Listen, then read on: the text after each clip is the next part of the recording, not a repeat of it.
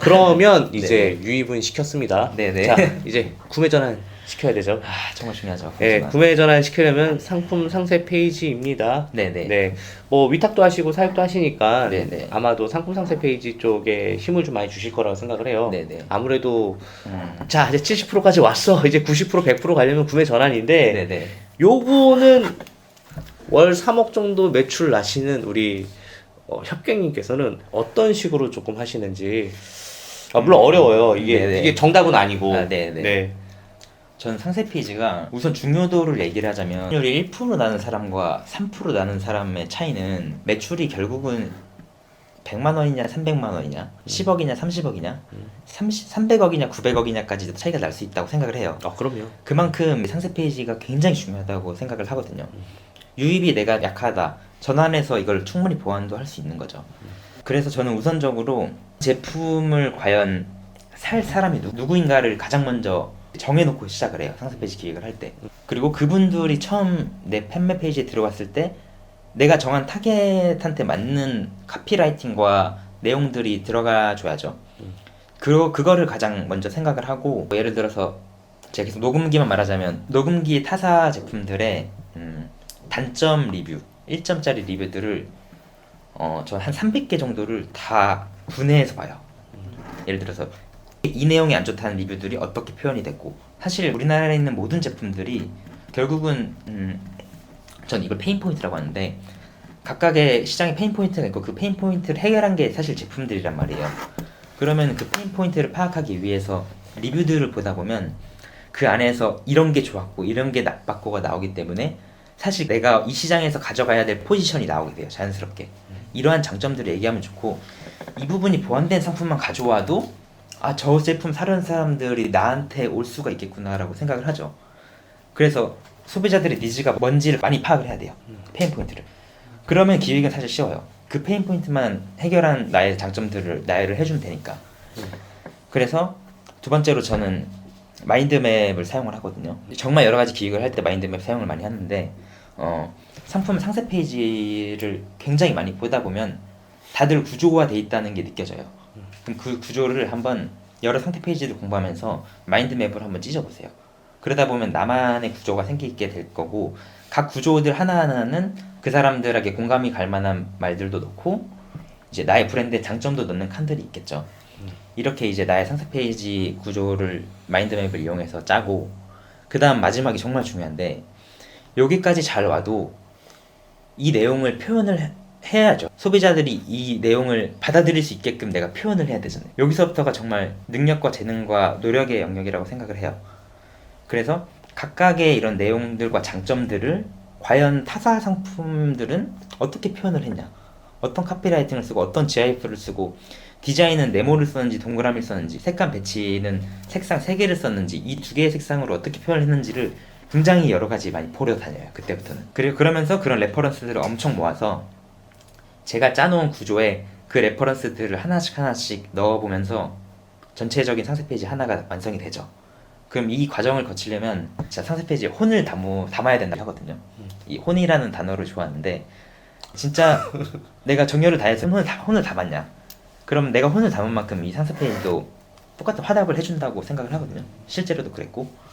그래서 전체적으로는 이러한 이제 순서대로 상세 페이지 기획을 지금 하고 있습니다. 그러니까 유입부터 노출 그리고 구매 전환까지 이야기를 했는데요.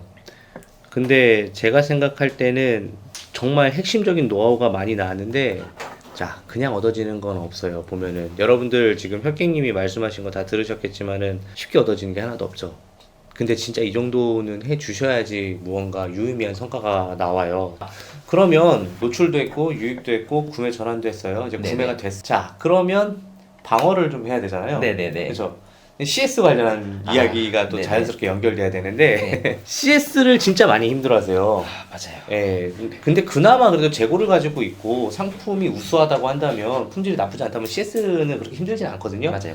그럼에도 불구하고 이제 CS를 많이 힘든 부분 중에 한 개라고 생각을 많이 하세요. 네. 그 나만의 CS 팁 있으면 좀 얘기해 주세요. 간단하게 말씀을 드릴 수 있을 것 같은데 네.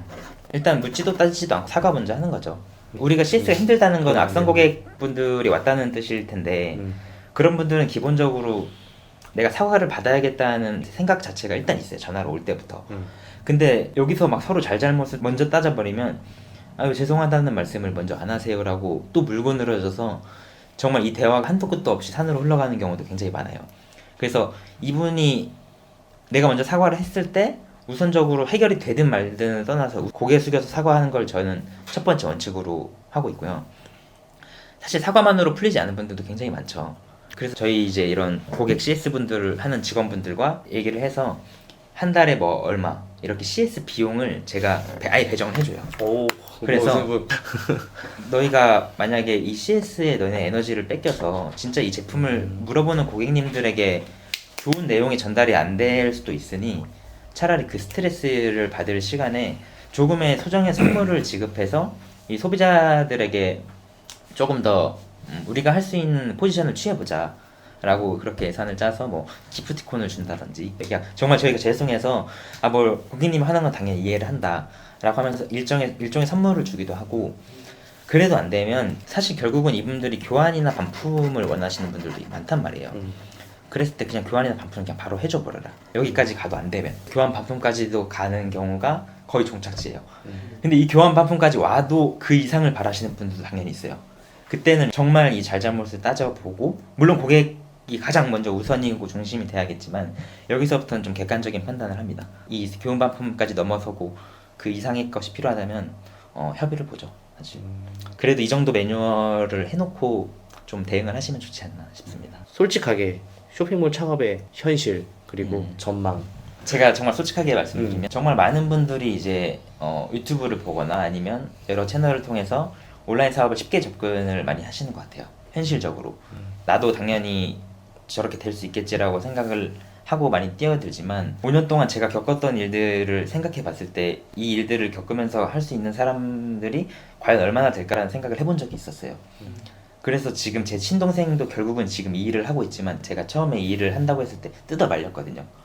왜냐하면 정말 이런 현실은 좋고 전망이 좋지만 그거를 받아들일 준비가 되고 그걸 겪을 준비가 돼 있는 사람이 먼저 되는 게 우선이라고 생각을 했거든요. 근데 그게 전제되지 않고 뛰어드시다가 그만두시는 분들을 많이 보면서 정말 현실적으로 다 잘 될 수가 사실 없잖아요. 그렇죠. 근데 그런 걸 너무 쉽게 생각한다 이런 생각이 있고 내가 정말 간절하거나 아니면 지금 환경적으로 정말 극강의 돈을 꼭 벌어야 되는 이유가 있다던가 이런 분들이면 정말 오히려 창업하기 좀 유리하지 않나. 왜냐면 그러한 성향들이 사업에 발현이 될 테니까. 그렇게 창업의 현실은 마냥 좋게만 보진 않고요. 왜냐면 직장인을 했다가 오시는 분들도 있는데 어떻게 보면 이쪽 발을 들이는 순간 사업가로서의 삶을 살아가야 되잖아요. 사업가로서의 삶을 살아가는 게 쉽지 않을 수 있겠다라는 생각이 있어서 준비가 되신 분들은 얼마든지 뛰어들면 굉장히 큰 이제 베너핏을 얻을 수 있다라고 생각을 하고 전망은 저는 굉장히 좋다고 생각해요. 왜냐하면 과거에는 오프라인 시대였고 지금은 그 오프라인에서 이루어지는 결제액들이 다 온라인으로 넘어오고 있는 세상이고 저희의 미래는 지금 가상현실까지 내다보고 뭐 메타버스라든지 이런 식으로 갈 텐데 당연히 점점 생기는 새로운 가상현실 안에서의 결제와 거래들이 이루어질 테니까 이런 온라인 판매라는 것에 대한 이제 흐름에 올라타는 거 그거는 저는 시대에 역행하진 않고 굉장히 순행하고 있는 흐름이지 않나. 그래서 전망 굉장히 좋게 보고 있지만 이 반반 네 그렇게 생각을 합니다. 아까 말씀하신 것 중에 네. 좀 뭔가 뭔가 마인드가 준비가 되어야 된다고 말씀하셨던 것 같은데 네. 그 부분 조금 자세히 이야기해 줄 수 있을까요? 전 우선적으로 온라인 사업에 맞는 사람들의 성향이 여러 가지 있다고 생각하는데 제가 제 주변에도 항상 얘기하는 거는 이제 우리가 군대 때도 그런 게 있잖아요. 나다 싶으면 해라 이런 게 있잖아요. 근데 온라인도 마찬가지로 해야 될까? 라고 생각하면은 바로 할 수 있는 나를 과연 프로그래밍화 시킬 수 있냐? 저는 사람들이 다 짜여진 그런 프로그래밍들이 있다고 생각을 하거든요. A가 나오면 다 B가 나오게끔 돼 있는데 이거를 진짜 개조를 해서 B가 아닌 C와 D가 나오게끔 만들어야 되는데 그러기 위해서는 정말 내면의 그런 공부를 많이 해야 된다 생각을 했어요. 왜냐하면 저도 마냥 스킬과 이런 거를 쫓아갔던 시절이 있었는데 내가 왜 크지 못할까 성장이 없을까라고 생각을 했을 때 다른 것이 아니고 나 자신이 바뀌어야 된다는 걸 정말 깨달았거든요. 그러기 위해서 명상이라는 것도 공부를 해본 적도 있고요 사실. 그리고 독서도 정말 많이 하면서 갔고 직원을 운영하는 관점에서는 리더십에 대한 공부도 정말 많이 했고, 나라는 사람의 한계치가 뭐 1부터 10만까지 있을 때 이거를 끌어올리는 경험들을 어느 정도는 하고 가야 되지 않나. 또 누군가는 진짜 어려운 순간에 막 독서실이나 뭐 고시원 가서 한두 달 수련만 하고 왔더니 그때부터 삶이 달라지기 시작했다, 이런 케이스들도 들었는데, 그런 식으로 25년간의 나의 삶의 방식이 있다면 이걸 어떻게 바꿀 것인지에 대한 것을 먼저 좀 심도 있게 고민을 해봐야 되지 않나. 저는 이게 가장 퍼스트 스텝이라고 생각을 해요. 오늘 이렇게 이야기를 많이 주셨는데 이제 이 이야기를 듣고 사이비든 위탁이든 해보실 분들이 있을 거란 말이죠. 네네. 그분들을 위한 좀 진심을 담은 조언 한번 부탁드리도록 하겠습니다. 지금 막 시작하려는 분들이 굉장히 많을 거라고 생각을 해요. 음. 뭐제 채널 구독자분들도 아직 얼마 안 되지만 그런 분들이 정말 많이 엄청 있고. 많죠. 예. 네. 근데 저는 처음 시작이라면 뭐 수트링님이 하시는 구매 대행도 너무 좋고, 제가 처음 했었던 위탁 방식도 너무 좋고, 우선 이 전체적인 시장의 메커니즘을 이해하기 위한 것들을 가장 먼저 해봐야 된다 생각을 해요. 이게 무슨 말이냐면 처음부터 무리하게 제조를 한다든지 사입을 한다든지 뭐 수입을 한다든지 이런 게 굉장히 리스크가 있다는 거죠. 그래서 온라인이 굉장히 긴 여정이라고 생각을 하시고, 위탁이라든지 구매 대행을 통해서 좀 안정적으로 처음에 실력을 쌓으시고요. 그리고 그 카테고리에서 이제 판매를 해보는 경험들을 좀 하시다 보면 자연스럽게 이제 자신감도 붙겠죠. 그때는 이제 판매가 되다 보니까 어느 정도 자본력도 쌓이고 있을 테니까 그때부터 내가 하고 싶은 제품들을 하나씩 늘리는 방향으로 가는 게 정말 좋다고 생각을 해요. 그 많은 분들이 처음에 진짜 이 제품 가져오면 무조건 대박이야 라고 생각해서 가져올 수가 있는데, 저는 제품과 맞아떨어지는 궁합과 시기가 있다고 생각을 해서 아무리 좋은 제품이 들어와도 과연 이거를 내가 지금 받아들일 준비가 안 되는데 시장에서 이거를 알아줄 수 있게끔 할 수가 없다고 생각을 하거든요. 그래서 기본적인 내공을 좀 키우는 시간을 초반에 가지면 좋지 않나. 이러한 스킬적으로도 그렇고, 아까 제가 처음 말한 나 자신에 대한 발전적인 부분도 그렇고, 우리가 그동안 살아왔던 방식과 다른 삶을 살 거기 때문에 그런 것들을 천천히 하나씩 준비해보면 조금 더 좋겠다는 생각이 듭니다. 네. 자, 혹시 요즘에 사업 쪽으로 좀 고민 같은 게 있으신가요? 첫 번째는 일단은 이제 브랜딩. 과연 내 제품의 브랜드에 이제 어떠한 가치를 어떻게 심어줄지, 소비자들에게 어떻게 알릴지, 이런 고민은 사실 수도 없이 하고요. 그리고 회사를 운영한다는 관점에서는 요즘 인재에 대한 고민을 정말 많이 해요. 저는 인천에서 지금 사업을 하고 있는데 사장이 정말 열심히 해야 되는 것도 있지만 인재를 적재적소에도 잘 써야 된다고 생각을 하는데, 아직 제가 그 부분이 굉장히 부족하다고 생각을 해서 지금까지는 사실 직원분들이 정말 잘해주긴 했지만 회사는 대표자의 역량으로 많이 커왔다고 사실 생각을 하거든요. 그러다 보니까 어떻게 기본 역량이 뛰어난 사람들과 더 좋은 퍼포먼스를 낼 수 있을까, 아니면 기존 구성원들의 경영 역량이라든지 자기가 맡은 일들에 대한 걸 어떻게 더 끌어올릴 수 있을까, 그런 사람 고민이 제일 많습니다 요즘. 네. 저도 대표님처럼 30억 하던 시절도 있었고, 네네. 40억, 50억 하던 시절도 있었고, 100억 하던 시절도 있었고, 네네. 지금 200억, 300억 가까이 하던 시절도 있었는데, 대표는 이런 생각을 해줘야 되는 것 같아요. 네네.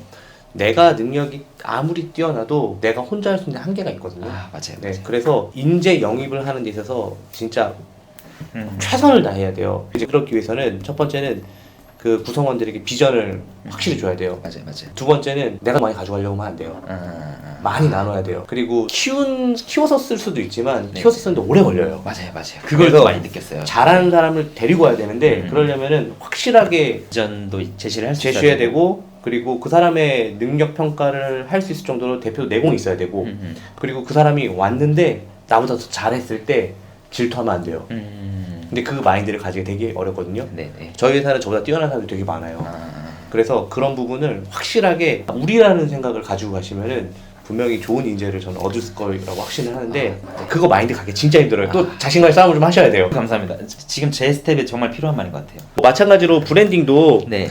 사실 블로그 마케팅만 하고 계시잖아요. 조금 더 채널을 늘려보세요. 네. 예를 들면은 자체 유튜브 플랫폼도 한번 만들어 보거나, 아, 확실한 진입 장벽이 있으면은 네. 남들이 내 상품이 노출돼도 따라하기 어려워요. 아. 이거 브랜드이기 때문에 뜬다라는 생각을 하거든요. 그렇기 때문에 브랜드도 네이버, 블로그 이런 쪽만 하지 마시고 네.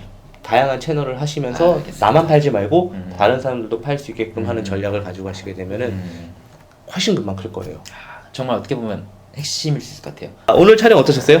오늘 너무 영광이었고요. 어떻게 보면 제가 많은 내용을 얘기하기도 했지만 인터뷰하러 와서 투트링님한테 또 조언도 얻었으니까 저한테 너무 좋았던 시간이 아니었나 또 싶습니다. 분명히 오늘 저희 채널에서 처음 이야기되는 내용들이 많기 때문에 여러분들 반드시 이거 끝까지 보셔야 됩니다. 그럼 오늘 영상을 여기서 모두 마치도록 하겠습니다. 감사합니다. 네.